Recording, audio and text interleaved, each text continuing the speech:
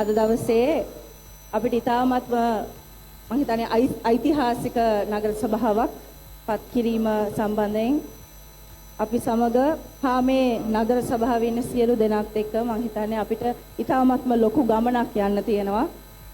පාර්ලිමේන්තුව වගේ නෙවෙයි අපේ නගර සභාව තියෙන්නේ. මම හිතන්නේ මෙතන ඉන්න සභිකයන් සියලු දෙනාම දන්නවා.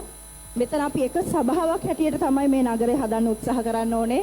අපි වෙන වෙලා පක්ෂ කියන නෙවෙයි. මම හිතන්නේ අපිට ඒ කාර්යභාරය අද දවසේ එකතු වෙලා ඉන්න අපේ 117 දෙනාටම ඒ වගකීම තියෙනවා.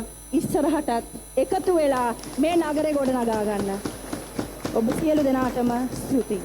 අද දින කොළඹ මහනගර සභාවේ පැවති මංගල සභාවාරයේදී ඉදිරිපත් වූ නාම යෝජනා අතරින් ඡන්ද 61ක් ලබා ගනිමින් කොළඹ මහනගර සභාවේ පුරපතිනිය බවට ජාතික ජනබලවේගයේ වායිකැලි බල්තසාර් තේරීපත් විය. 2025 වසරේ පැවති පළාත් පාලන ඡන්ද විමසීමට ජාතික ජනබලවේගයේ කොළඹ කණ්ඩායම් නායිකාව ලෙස කොළඹ මහනගර සභාවේ තිමිරිගස්සෑය කොට්ටාසය නියෝජනය කරමින් ජයගත් ඇය අවසානයේ කොළඹ මහනගර සභාවේ දෙවන පුරපතිනිය විය. මෙතෙක් කාලයක් කොළඹ මහනගර සභාවේ බලය හෙබ වූ එක්සත් ජාතික පක්ෂයට මෙවර එහි පාලන බලය අහිමි වූ අතර පළමු වතාවට කොළඹ මහනගර සභාවේ බලය ලබා ගැනීමට ජාතික ජනබලවේගයට හැකියාව ලැබුණු අතර එය ඊටාම සුවිශේෂී සිදුවීමකි. කොළඹ පුරපති සටන අවසන් කරමින් වායිකැලි බල්තසාර් කොළඹ මහනගර සභාවේ දෙවන පුරපතිනිය ලෙස ඉතිහාසයට එක්වන අතර හිටපු නගරාධිපතිනි රෝසි සේනානායක කොළඹ නගර සභාවට පත් වූ පළමු නගරාධිපතිවරිය වේ.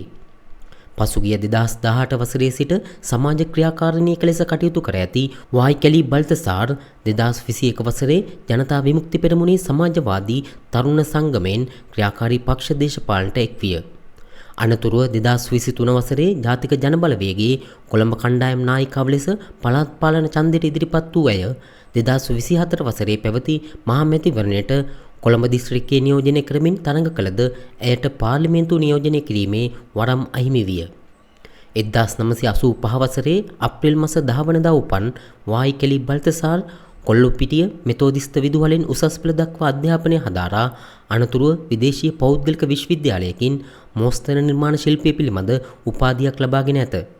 තවද කාන්තාව සහ ස්ත්‍රී පුරුෂ සමාජභාවය පිළිබඳව කොළඹ විශ්වවිද්‍යාලයේ පශ්චාත් උපාධි ඩිප්ලෝමා ආධාරණයක් වන ඇය එම විෂය යටතේ තවදුරටත් කොළඹ විශ්වවිද්‍යාලයේ ශාස්ත්‍රාපති උපාධියක් හදාරමින් සිටින බව වාර්තා වෙනවා.